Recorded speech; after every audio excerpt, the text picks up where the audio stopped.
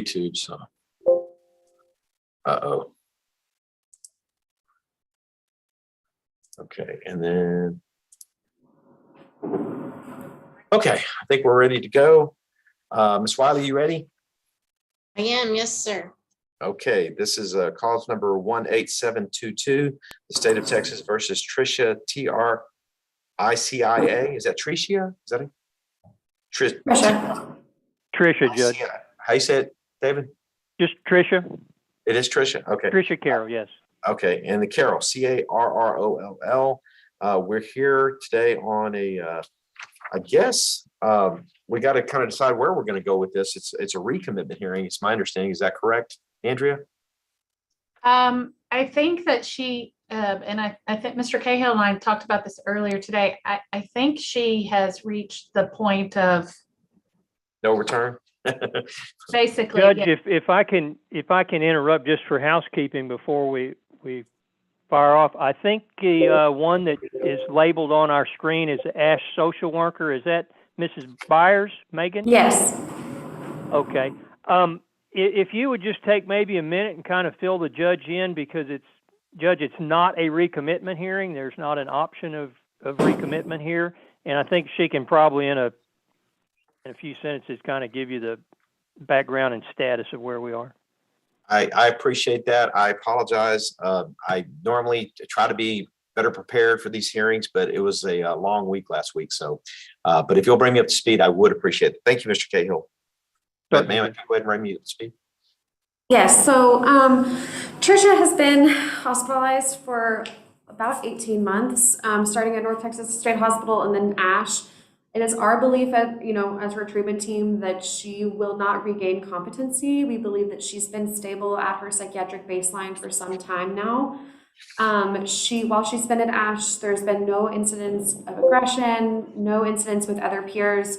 And we believe that it is appropriate to step her down to a lower level of care at this time, particularly because one of the most therapeutically beneficial things that we've worked with her on is, when she is in contact with her family, that's the most, growth we've seen from her. And so we think that a step down to this lower level of care with family, with that support, would be the best thing for her at this time. And we do not believe, as was stated in the competency evaluation, that she will restore with any further hospitalization. Okay. Well, with that said, I guess, Ms. Bender, are we going to continue with the charges, or where are we on that? We are not willing to dismiss the charges against Ms. Carroll. This is the fourth time that Ms. Carroll has been charged with assault on a public servant and an aggravated assault situation. The victim in this case, initial victim in this case, was her uncle, who she allegedly assaulted with a hammer. I assume from the social worker, there's not been any recent violent events or behaviors by Ms. That's correct. There's been no recent behaviors, no aggression, no violence, nothing. She's been compliant with her medication, compliant with treatment. Well, I guess my question is compliant with treatment. My understanding, she wouldn't even get out of bed. She wouldn't even talk to the person who came to interview her. So how is that compliant with treatment? So she is compliant with all her medications. She has not had any, I guess what I meant by that was that she gets up, she doesn't have any issues with routine, she doesn't have any issues with peers, she's taking her medications. It is difficult to engage Tricia in conversation. It takes a lot of, specific things. One of the things I mentioned was, involving family. That's one way that we get a lot more out of her, but she cognitively, we believe that there are a lot of things that are impeding her ability to engage fully. And that's not something that we can really assess and provide definitive answers for without her, obviously, her engagement. And so no, she did not. She did decline to meet with the competency evaluator, but that person, consulted with us, her treatment team, me, her provider who's here with me. And, the opinion was based on, our assessments as well, which when we have been able to meet with her. So for her to judge, and just for I guess you're recommending that she be released on bond essentially rather than civil commitment. I Mr. King. think her position would be, if I can, because it's what you're asking, I believe, Andrea, and for the court, is that because Ash has made a finding that she is not a danger to herself or others, and that she is incompetent, and there is not a hope for her to regain competency, that Ash can't keep her or do anything with her, and is unable to proceed in a civil commitment hearing. Would that be correct, ma'am? That's correct. She does not meet criteria for civil commitment. So, well, Mr. Cahill, if that's the case, I'm looking at my little handy dandy chart that I got somewhere. And it basically, I guess maybe I should just ask, what are the options if she can't stand trial and she can't be civilly committed? What are my options? Well, Let me we ask don't. it that way. Well, I guess so. We don't have to accept their evaluation that she does not. That could be actually a jury question about the civil commitment, and we can present evidence. The other option is that she, under Article 46B-072, is released on bail for a felony. But before she's released on bail for a felony under that section, you have to receive and approve a comprehensive plan that provides for the treatment of the defendants for competency restoration, and identify who's the person will be responsible for her providing that treatment, and issue appropriate orders under D. So I don't know if the social worker has that information for the court at this time. So our discharge plan is currently that she would go home to reside with her mom, who would like to be her caregiver. Right now, she is being transitioned to all of her medication will be through injections. So it won't be something where she has to, excuse me, mostly, so that she doesn't have to take oral pills. It'll be easier for her to remain compliant in the community because she'll just have to have a monthly appointment to get these injections with the MHMR. They are familiar with her. They've worked with her in the past, and so they are open to continuing her outpatient treatment. And that's our current plan. Okay, well, all right. So basically what you're recommending is that I put her on some type of bond. Am I correct in that?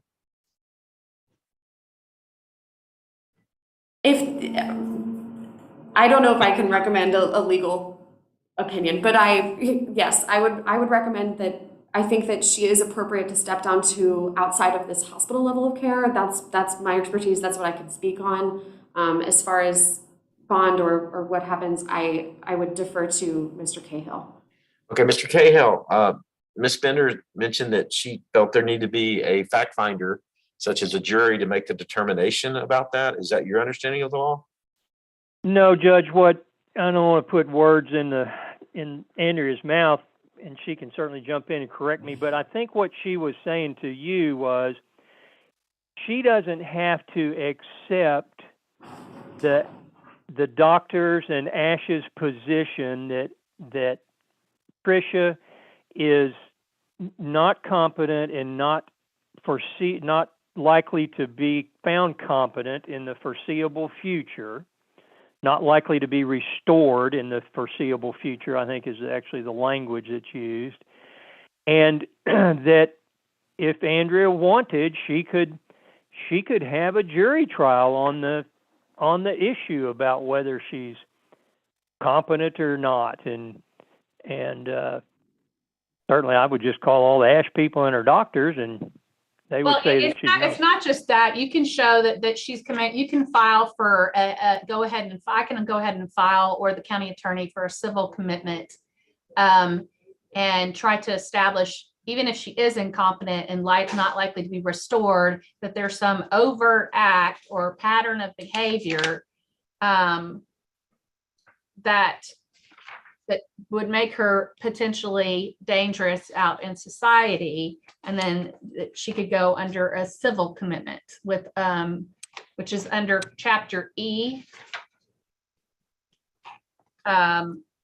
Yes, that would be subchapter E, but that still has to have the findings and what that would be the 46B subchapter E, civil commitment with charges pending. Right. And that is where we're looking at now, that there's not a danger to herself, to others, or to the community based on the doctor's position, so that she doesn't qualify for a commitment under E. Well, let me ask you this. So let's take both case scenarios. Let's say, I agree with the doctors. She's got to be out of that facility. And how, I mean, y'all have to kick her because of y'all's determination. Is that correct? We would prefer, we always request a certain amount of days to make sure that we can have, family is ready, medications ready, things like that. So sometimes, if the, order is received, we'll just have a voluntary. Hold Sorry. on. I'm just trying to figure out, okay, what my options are as far as after your determination. I know that you suggested maybe she be placed on bond, but if I didn't agree that she should be placed on bond, what are my options? And anybody can chime in on this and refer Judge, me. I don't believe you have any options, Judge. I think the code is that when she's found to not be a danger to herself or others or the community, which is what the doctors have determined, and that is their position, then you're required to release her on a bond. All right. Is that your understanding, Ms. Bender? No, I think that within 15 days, the sheriff has to go pick her up from the date of your notice. And that's what it actually says. And then I have to make a decision on whether I'm going to pursue a jury trial on whether a civil commitment and file for that. And my concern, I'm just going to, is given her history. Yeah, Behavior. I'm with I don't know that that's, I don't know that, I mean, I know that that's going to be considerable expense to the community, and that's something that I have to think about. But, reading this report that basically all she's done is taken medication. She's not participated in any way to get better. And I'm going to let her out in the community, and she's going to kill somebody or hurt somebody even worse. And so that's what I'm trying to, I think she has to come to the jail. Yes. And then I have to make a decision whether I'm going to pursue a civil commitment or not with her, and whether I'm going to pursue a jury trial to that, or let her go out on bond and see how she does in the community with the conditions that you can set under 46. I've lost my place. I think it's 072. Okay. Yes, 072. Mr. Cahill, any response? Well, Judge, I think with the social worker here, and I don't know if the doc is sitting over to the side or who else is with her, but the doc is there, and certainly we can have the doc tell you what the doctor thinks who is there. But if we take Trish, and I certainly understand Andrew's position. That's her job. That's what she does. Well, but maybe you if we understand mine as well. I have concerns about her past history as well. Yeah, no, I'm with you. I'm with you, Judge. And your job is to weigh all that out and look and see what it is, and the community and danger of the community. They're here telling you they don't believe at this point that there is. And Andrew is saying, well, gosh, she's just not getting up and participating while she's supposed to. Well, it would be like if you said, well, let's put her out on a bond, and as a condition of bond, let's require her to enroll in school in in the math program and make an A in differential equations. Well, I'm going to tell you, it ain't going to happen. She is not capable of functioning at that level. And to say, well, I want her to function better than she is a disingenuous argument. Well, I would like to hear from the doctor if that's possible. Let me go ahead and have him sit down. This is Dr. Abedi, 1 second. Doctor who? Hi, hello, how are you? I'm Dr. Abedi, Mariam Abedi. I'm a doctor of psychiatric nursing practice and an Ma'am? advanced practice registered nurse. Could you spell your name for the court reporter? Sure, it's Mariam, Maryam, and my last name is Abedi, Abedi. Okay, ma'am, if you'll raise your right hand. You Uh-huh. swear to tell the truth, the whole truth, and nothing but the truth, ma'am. I do. All right. We can do this kind of a little bit formally, I guess. Why don't we, Ms. Bender, why don't you go ahead and ask the doctor some questions, then I'll allow Mr. Cahill. So,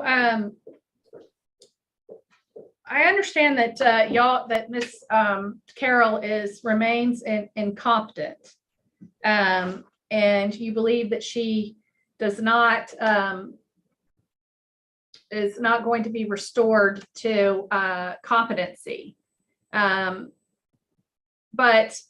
I guess my question is, what are you basing that she does not qualify for civil commitment criteria? That's my first question. Sure. So just to clarify, I am her psychiatric and medical attending provider. The paperwork for civil competency needs to be filled out by a physician, and that was Dr. Fallon, a physician I work with, and he and I both agreed that she does not meet civil commitment criteria. The criteria are whether she's going to be an imminent danger to herself or others, kind of right now, if she were to leave this hospital, which we just do not think that's the case, or whether she's going to, for some reason, decompensate so fast if she were to leave the hospital right now. Well, when it comes to the decompensation part, that could happen to anyone at any time. With us keeping her here, even if we kept her for another 5 years, that risk is very static. That risk is not going to change if we keep her here longer. I don't believe she's going to decompensate because she's already connected with MHMR, her mental health authority in the community, who has actually been following her for a while, and she has great family support. And when it comes to the bigger question of whether she's going to be an imminent danger to herself or others the minute she leaves this hospital, we just don't believe so, and that's given what we've seen of her. She's been here for months and months now, and she's never been aggressive here towards anyone, and there have been no self-harm behaviors either. So I don't think she's going to do anything to herself either. Again, this is all as long as she keeps taking her medication, but that's what I would say about any patient under my care. Well, they're going to be a completely different person off meds, which is what it seems like she was going through when she was in the community in the past and she wasn't on long-acting injectables. That's the reason why I have her on a long-acting injectable. She is also on Depakote, but very low dose. That's the tablet she's going to get. But all of her Haldol is very quickly going to be in a once monthly injectable long-acting dose. So we don't have to worry as much about whether she's going to be non-compliant with medication in the community, because that's been an issue in the past. And again, that risk is true of any of us, right? If any of us are not on the right medication, we could decompensate, but with the right support, I don't see her decompensating right away. Ms. Bender? And so, but in the past, she's been non-compliant with her medication. As far as I know, she wasn't under my care at the time, but from the history I've read, yes, that is correct, which is again why she's on a long-acting injectable that's going to only be required to be given once every 28 days. But so so I guess what's changed in her family situation? If her family couldn't get her to comply before, what is her, what has changed in the family situation to make sure that she's in compliance, in your opinion? You said she has great family support. They have been very involved. They have been very open to having conversations with us. They're open to having her back. I can't really speak to what happened before, but from what I've seen, they're very, very supportive now. And again, what I see in other cases is that families a lot of times have trouble getting someone to take a pill twice a day. That seems to fall by the wayside much quicker when somebody's discharged, unless someone is really on top of it and they're twice a day to make sure they took the pill and to make sure they didn't hide it in their cheek and under their tongue and they didn't then spit it out or throw it up, right? Induce vomiting. That's why we try to mitigate those risks in someone who has a history of non-compliance by putting them on a long-acting injectable. It helps. So you think that she's able to go out and function in society and take care of herself and function independently and provide for her own basic needs, including food, clothing, health, safety, all those things. You think she's capable of doing that? I think with the help of MHMR and with the help of her family, she has a very good chance, as good a chance as most of our clients who discharge from this hospital. This is the most restrictive environment. We try to keep clients in the least restrictive environment that's still very much appropriate to their needs. Unfortunately, a lot of our patients, some being treatment resistant, like, their symptoms being treatment resistant, and like in general, their history and progression of their severe psychiatric illness and presentation, it makes it to where they're not really able to function completely independently, or they would have never been at a place like ASH to begin with. So I just want us to also have realistic expectations of what someone's life in Tricia's, point looks like in general. She may never be able to do her IADLs, her ADLs probably, and again, with the help of family and MHMR. And again, that's as she is now. I can't predict the future for her or anyone else, but as she is now, we feel pretty confident that she would be able to manage those waters.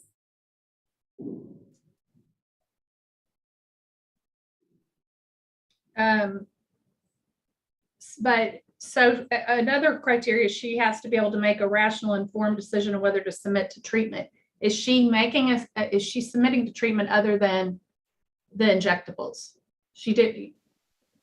Is she taking her medication? Absolutely. It's not just the injectables. She has, since she got to me, which was again months and months ago after she passed the dangerousness review board at Vernon. And they also obviously believed that she wasn't in imminent danger because she passed the DRB and then she was sent to a step-down hospital from Vernon being even more restrictive than us then, that's to say. And since then, she has taken all of her by-mouth medication and all of her injectables. I did talk to her actually right before we all logged on with you. Her social worker and I, who's sitting here, had a conversation with her. And I said, Tricia, do you plan on taking the medication when you leave? And she said, yes. I said, who do you plan to get it from? She said MHMR, and she was even to name the pharmacy where she's going to get the medication from. Again, not being able to do her own IADLs, and she would need family support and support from MHMR to actually be able to make it to the appointments on time, get the refills, and go and actually get the physical medication from the pharmacy and go in and get her injections from MHMR once a month. But I do believe, as things stand now, again, me not being someone who can predict the future, she has a very good chance in the community. And so if you think if she's returned to the community, she might be restored to competency to be able to stand trial? I do not. I honestly feel that I don't know if there is somewhat of an intellectual disability that's underlining all this as well, but there definitely seems to be a cognitive disability there and a cognitive dysfunction. We cannot really chase that down and that diagnosis down to then be able to treat because she just is unwilling and most likely unable to actually sit through and cooperate with testing. And that kind of testing honestly does take hours and hours, and people get very frustrated very fast. But So, all that is to say, I don't see her staying here. Again, she doesn't meet civil commitment criteria, and the only other reason she would possibly be extended here would be for her to go to competency classes and possibly become competent. And we just don't think, as a treatment team, we just don't think that's a possibility for someone of her cognition, unfortunately. so you're saying that you think, because there is another avenue where if someone has a mental cognitive disability, that there is another course under 46B 103 for intellectual disability. Are you saying you think she qualifies there? I'm not. What I was saying is that I wish I could say that with confidence after having done all the testing, but we haven't been able to do any testing. So this is just our suspicion, and that's all at this point. It's not an actual formal diagnosis whatsoever. Okay. I'll Well- pass this, Judge. I have a good question. So you have not made a diagnosis of whether she has an intellectual disability? I have not. If I were to order that, could that be done? Unfortunately, it wouldn't. It's something that we've talked about doing, and with or without an order, that's something we would have chased down right in the beginning with someone who was able to comply. But Tricia will not sit through the testing, and that's the issue here. She's Okay. not able to engage. All right. And Okay. also, just one side note, for an intellectual disability diagnosis, it's formally done before the age of 18. So a lot of people seem to kind of fall through the cracks when it comes to that as well. Okay. So I'm all right. Okay. Mr. Cahill, do you have any questions? Yes, Judge, just a couple. And for you, Judge, the intellectual disability is an MR finding.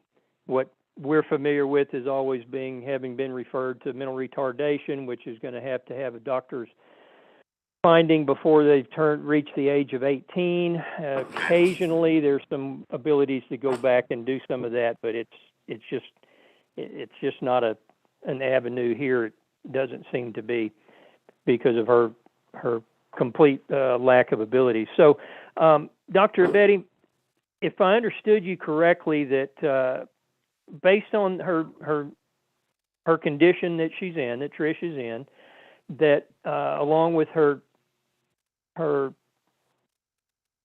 cognitive disabilities or dysfunction, or however we want to put some label on this,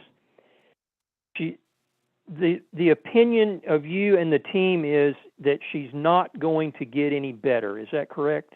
That's correct. I fully believe she's at her baseline, and we as a team believe she has been at her psychiatric and medical baseline for a few months now, actually. Okay. And if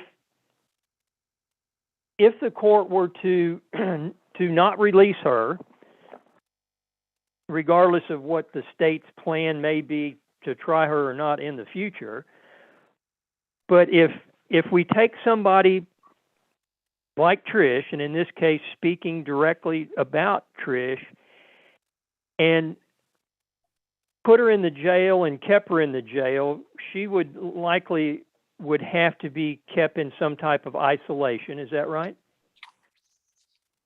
At her functional level? I'm not really an expert. I can't really speak to that, unfortunately.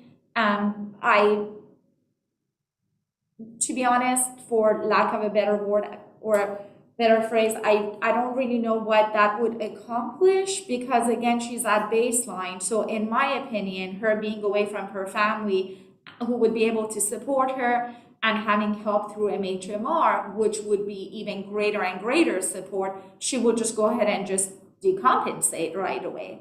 And then we would be back at square one. Yes, ma'am. And that was my next question and kind of where I was going. And I understand that you don't know exactly what the jail would do, and I don't know is a perfectly good answer. But there would be some anticipation that there would be decompensation and that she would, in fact, likely get worse if she was in that situation. Would that be a fair statement? I believe so. My professional opinion is that that's absolutely what would happen because one, it's traumatic, right, for anyone being in jail regardless, and then especially for someone who's incompetent to stand trial, which technically they're not even supposed to be in a correctional facility after that. Again, I'm not an expert on that, that's just my understanding. And a lot of times when someone is in jail, unfortunately, the court-ordered medications are not really followed through with. So a lot of times they just become non-compliant because there's no one there to show support. Typically, people are asked if they're willing to take a medication. Once they refuse a couple of times, they're kind of left alone. And again, that's why we see people who are so much sicker and sicker come back from the jail because it's just, something that is going to happen most often than not. But regardless, under the law, she has to be transported from your facility to the jail and released on bond. If we decide to do that, she can't just be released out of your facility to the public under the Code of Criminal Procedure. She has to Again, I'm not an expert in that. The things I've typically seen is at times someone's charges will be dropped and we just do it straight from the hospital to the community discharge I'm not plan. dropping charges. No, and that's fine. I'm saying, and I'm not asking you to. Hold on. My that makes understanding sense. under 46B 107E, if the court determines release is not appropriate, the court shall enter an order directing D not to be released. That would send, and Andrea and Cahill, y'all can talk to me about that.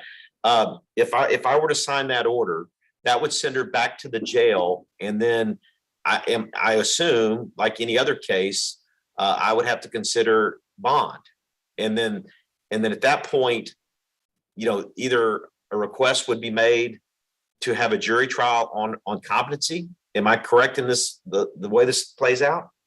I think, Judge, and I think that the 107 would be after commitment. I think what is applicable here, and again, this is not something I've dealt with a ton of times either. So I've been on a learning curve the past couple days on this. I think that after it falls under 46B 082, which is, if you look at the report that came to you, the sheriff has to come get her 15 days after that notification.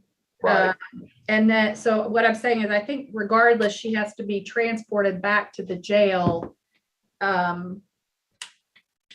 Regardless, whether if she's out on bond, I think it has to happen through the jail if charges are still pending. Okay, so I guess my question. Go ahead, Mr. Cahill. I apologize for interrupting the court, but while we're specifically on that topic, I don't necessarily disagree with Andrea that she has to be booked out of the jail because she's being held by our jail. But if that were going to be the case, then we could certainly have her family there and, make her understand when she's getting out of the car and where she's going, and the best of her ability, limited as it may be to understand, that she's just kind of going through a process. And maybe if she were at the jail and saw her mom or family there that's telling her, hey, we just, give her a grape knee-high and a ding-dong and let her be booked out while she sees her family who's about to carry her out, to assist her in not in not starting the decompensation process of being taken back and put in a tank, because she waited in that tank for months before we could get her out of the jail and into the state facilities, and then they kept her there because of the charges, looked at her, watched her. They then had the team meetings and with their internal folks where they have a hearing to determine whether or not she's a danger, and then they can step her down into the facility that she's in now when they made that finding back, and that's probably been, I'm going to guess, about 8 months ago. I don't have all those notes sitting in front of me. So if we want her to continue to function at this baseline level as she's been described at, that she's not going to get above based on these doctors' opinions that are there and the ones that's sitting right here testifying to us, testifying to you, then if we do those minor things like have her, let her family know when she's going to be over there so they can be there to plan on getting her out, and you give her a bond and, put in there she's supposed to comply. But hey, even when you put that in there, Judge, you're dealing with somebody who she may or may not be, and she's going to be up and down. So I was being a little bit facetious there, but I was being serious also when, you can order anything you want, but you have to know that her baseline is so low that just because you ordered her to go make an A in a math class, she can't do it. She's not functioning at that level. So those things could assist in getting the bond. What I personally don't want to see, and I think the docs are telling you is not a good thing for her, is that one should go back and be stuffed off into jail for however long it takes to do whatever's going to be done that Andrea may want to do. Let me ask this question, Jen, or maybe you guys know this, maybe Mr. Cahill. I recall when we were here, I think it was been a while, but her history's pretty violent, right? I mean, what are we looking at past history? Can you bring me up to speed on that? Well, I can tell you that so this particular offense, as I said, she allegedly attacked her uncle with a hammer. There were physical injuries and blood. When the police were trying to arrest her, she threw a coffee cup full of hot coffee that struck an officer, and the hot coffee went on the officer. In 2015, she had charges dismissed for 2 assault on public servants that she was supposed to go through. It says it was dismissed to go through the civil court commitment proceedings. In our records, it doesn't show that this office, and I was not here then, Judge, I was in Walker County. I did consult with Mr. Judge McLean to see if they had gone through those proceedings. He said they would have referred it to the county attorney. I have emailed and left a message for the county attorney's secretary. I think she's out today to find out if that was ever done, because there are some procedures. Someone has been civilly committed before. Prior to that, she had an assault public servant in 2006 that ended up being pled to a misdemeanor and jail time. And previous to that, I sent her to prison for assault on public servant, I think in 2003. Okay. Doctor, knowing all the past history, does that give you any concern after hearing that past history about your opinion on releasing her? Well, of course, there's always concern, especially when someone has a history of violence. But at the same time, a lot of the patients under my care, they're all forensic. They all come here with charges, typically charges of aggression. And most of the time, that's when they haven't been on any medication or not on the correct medication. Either they're not medicated or they're under medicated. And all I can go on right now is what I've seen of Tricia in the past few months. And in the past few months, there has been no aggression. And that's all I can see. And also the fact that she went through the dangerousness review board at North Texas State Hospital in the Vernon campus. And that's all they do. And she was, well, mostly all they do. And she was found to be not manifestly dangerous at the time as well. So I completely understand where the concern is coming from. With each client who leaves this hospital, who I've been the attending provider for, of course I have concerns. I hope it goes well. I hope they stay on medication. But if I were to say because of their history, I don't want to discharge someone, they would all live out their days at this hospital because of the histories I see. But with Tricia, what I've seen of her in the past 8 months, if she stays on the same medication, which we're going to mitigate all the risks as much as we can with getting the community involved through the MHA and her parents, I'm hoping that she's going to actually, her prognosis will be good. Okay, so I just want to make sure it's her staying on the medications that's the key issue, sounds like to me. Is that correct? Okay, next question for you. You feel confident knowing the information about the family and MHMR ability to get the medication administered? You feel more confident that they can do it rather than the jail? I'm only speaking from experience, and I do know that a lot of times when patients come to me from jail, they come to me without being medicated, and they have been decompensating sitting in jail, waiting to get connected to psychiatric services because, of course, everyone is shorthanded.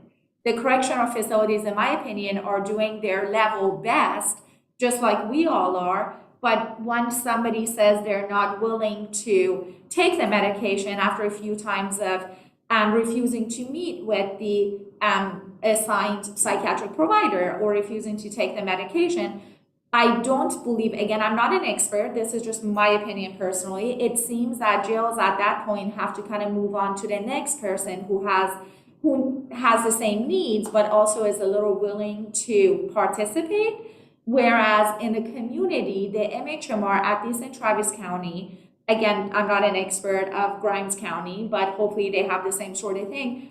They have people who will keep reaching out to that person, and hopefully her family will be there with her every day to actually be on top of it.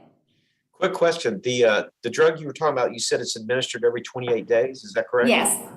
So how's it administered? Is that orally with a pill, or is that with a shot? It's an injection in the muscle. Okay. Ms. Bender, is there any way we can get track of whether that shot's being taken or not through bond conditions? Judge, I think that you could, I think that, I don't know how if MHMR would be willing to report that information to you. I guess that's a question for MHMR. I don't know, because of HIPAA, that's what I'm concerned about, right? Is, unless she's, and I don't know that she's competent to sign a Right. release. I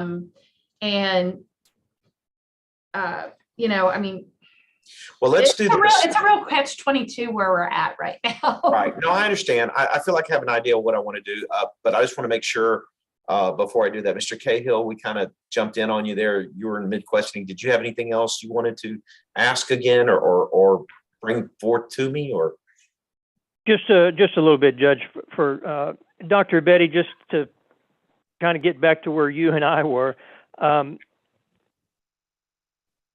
For clarification, she's at her, what you have referred to, and we talk about being the baseline. Would it be fair to say that's not just the baseline, that's the top line? That's as good as she's going to get, and she's not going to get any better. Would that be correct? That's our opinion, yes.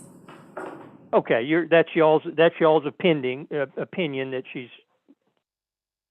she's maxed out where she is right now.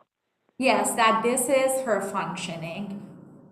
And anything that we could do individually or societally to keep her from going into a decompensation mode would help to maintain her at this level. Would that be right?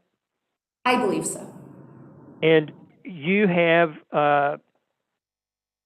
through y'all's program and through Megan Byers that's there with you, the social worker, have put together a plan or program, I don't know the exact language that y'all call it, to assist and help Tricia Carroll with MHMR, with her family, with anything else that would be available to her through the community, to be able to place her in the least restrictive environment for her. Is that right? Yes. And have And- you put together, I'm sorry to interrupt, but do you have a written plan that you could provide to the court for him to? So actually, that's not really my wheelhouse. That's a good question for our social worker. Would you like us to switch out? Sure. Yes, ma'am. That'd be good. Thank you all. Thank you. And ma'am, I don't know if I got your full name for the record, just in case, would you say and spell your name for the record? Yes, it's Megan, Megan, Byers, B as in boy, Yers. And would you raise your right hand? Do you swear to tell the truth, whole truth, and nothing but the truth, ma'am? I do. Okay. So there's evidently a written plan that you I do would not have recommend. one written, but I am happy to write one up and submit it to the court. I can talk about what the services would look like, and what family support looks like, why we think this is a good plan, things like that. The crisis resources we've recommended for her, things like that. Because I believe under 46B 072 C1, the court has to receive and approve a comprehensive plan that provides for the treatment of the defendant for purposes of competency restoration and identifies the person who will be responsible for providing that treatment. And the court finds that the treatment proposed by the plan will be available and will be provided to the defendant. And then it issues D. Andrea, I don't mean to interrupt you, but I think you're over in the section that is still attempting to get a competency treatment plan. No. And they are, If she's found incompetent, then if you look under 46B 071, options for determination of incompetency under A2 and B, on determination the defendant is incompetent to stand trial and is unlikely to be restored to competency, the court will proceed under E or F or release the defendant on bail permitted under Chapter 17. And he's got to have a plan to be able to do that, to release her on bail. Ma'am, were y'all planning on doing a plan regardless of whether you think it's required or not? I've told you verbally the plan. I'm happy to write it out, but what I've discussed with the MHMR is that she would have like a higher level of outpatient treatment plan. So she would have providers that were community based. So they would come to her house. They would be meeting with her more regularly than they would someone that needed less care. So she would have case management, therapeutic support if needed, and she would meet with her psychiatric provider, her doctor, as on more of a monthly basis rather than less. Let's do this. If I am to order a bond, I would like to have that plan in writing to attach to those conditions of bond. So if you wouldn't mind doing that, just to dot the i's across the t's. That way, if it is mandatorily required, we got it. And if it's not, then it just helps me in making that decision. And Judge, would it be helpful too if they put the medications too for you that she's required to take and how she's going to take them? Does that work for you? Yes, I can do that. Okay, so this is where I think we are, and you guys jump in there. Andrea, do you have anything else? I don't want to cut you off. No, Your Honor, I just was making sure about the medication. No, that's good. Mr. Cahill, this is the way I think we should do it. I think I'm required, or even if we're not sure, but the way I'm reading is I need an order that says they're supposed to take her back to the sheriff's. Okay. Yes. Andrea, if you crank that order out for me, I'll definitely sign that. And then in the meantime, I'm gonna look at the code sections and make a decision on if I am going to set a bond and the conditions on the bond and all that. And I'll do that like ASAP so that by the time she gets to the sheriff's department, we'll have that all set up. Okay. Is there anything else that y'all think I need to do, either Ms. Bender? Judge, for clarification, the the plan, and you having a plan that's been presented to you, and if you want them to present that and attach it, that's great. My speaking to and comment about where I thought Ms. Bender was going, and perhaps I was incorrect in that, but I thought she was saying that the plan had to be a plan to carry her forward through the attempt to continue with trying to get to restore competency. And their plan is not going to be to restore her competency. Their plan is going to be for her to get care and participate in and function under the care that's available in the community. And would that be the correct statement of what your plan would be, Ms. Byers? Yes. And Ms. Bender, is that what your understanding is the statute requires? Well, she has to, we either go under E or she gets out on bond. Yes. I mean, but you can certainly set conditions of bond. So the next question I have is, do we need a bench warrant to pick her up? Or is it the order in itself? Judge, there's going to have to be a directive to the jail to make a transport. So Okay, so we it's got going to be a transport order. And I see the head nodding from our prior go-to girl at the jail. So she can certainly tell you what the jail we is going to need, need. Jen?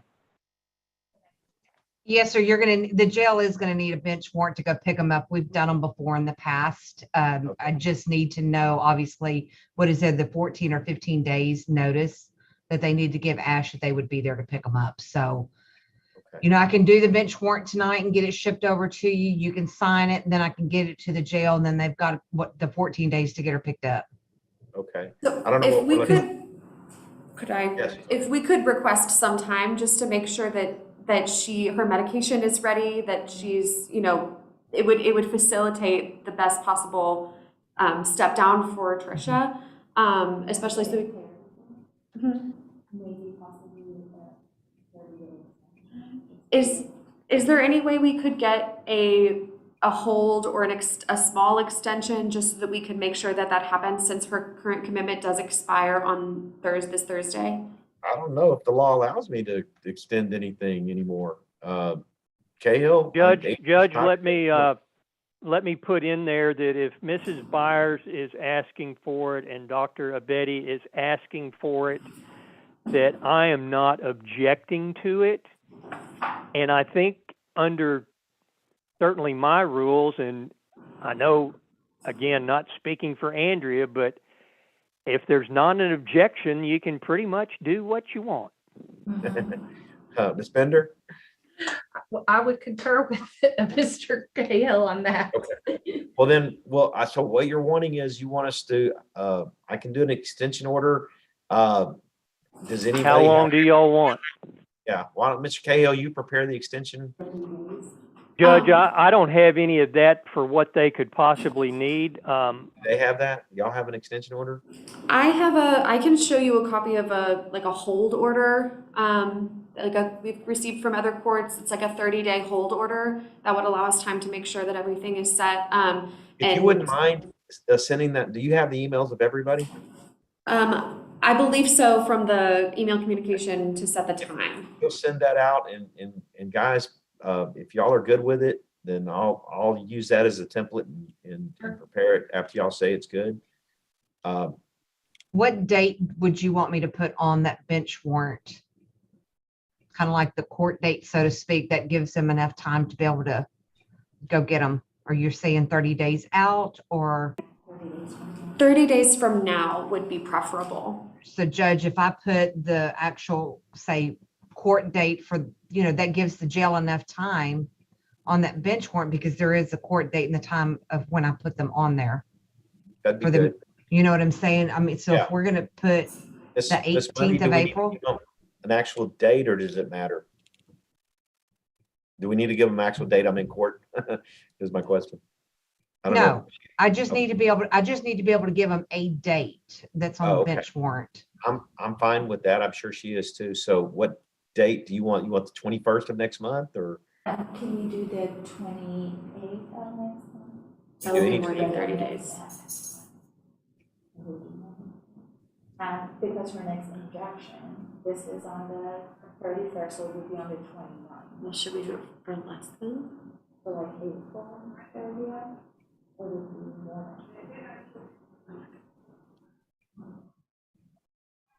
One second. Sorry, we're trying to. While you're doing that, I'm going to ask Mr. Cahill and Ms. Bender the same question. We have some jury weeks coming up. How much prep time do you think you guys would need? Is this something that you would want to kind of leapfrog over other issues, Ms. Bender? Well, I'm honestly trying to weigh this. I called this morning to try and talk to somebody up there to try and figure this out before we got to the hearing, and left a message, but I didn't hear back from anyone. So I could kind of formulate in my mind what's the best thing, best use of resources, I guess, is Well, what. And sounds like we have 30 days to kind of all stick our nose in a book and figure out what's going on. But I didn't know if y'all wanted, sounds like to me, in Cahill, it sounds like to me you agreed with this at one point, that Ms. Bender has the right to go to a jury to determine whether there's competency here or not, regardless of what the doctors are saying. Is that your understanding still? Judge, Brett? yes, Judge, she could ask to have a competency trial, and we'll bring all the docs in and everybody from Ash and Vernon's, and I'll call Tricia's witness. But I think what Andrea is saying is in answer to your question about getting a setting right now for it, is to give her some time to digest it and think about it and look at it. Okay. And well, I was trying to get it also, just looking down the road. I know we have some trial settings coming up. Didn't know what your schedule was, Mr. Cahill. And I didn't know, Ms. Bender, you have some other obviously pressing cases in my court. and that's what I'm trying to balance, Your Honor, honestly. Well, okay, well then let's just leave it there, and y'all can think about that. And then maybe Ms. Bender, if you get an idea, maybe you can confer with Mr. Cahill about some dates.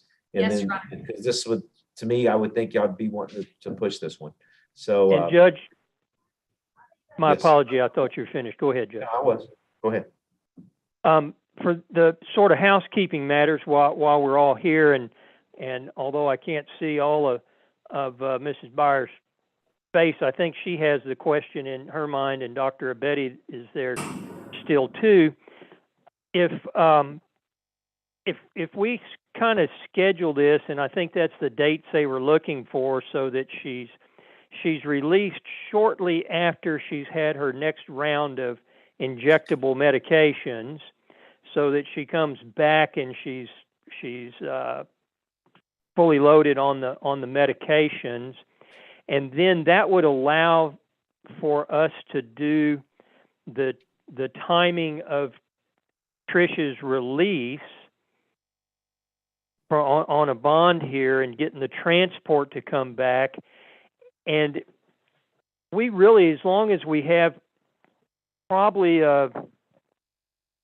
10 days or so, I'm sure 2 weeks would be better, to the jail, to say, hey, we're looking at a date here for transport, that and then arrangements could be made with, and knowing MHMRs on board, having family members that could be present at the jail to pick her up and carry her home, and keep her on her baseline instead of any decompensation issues.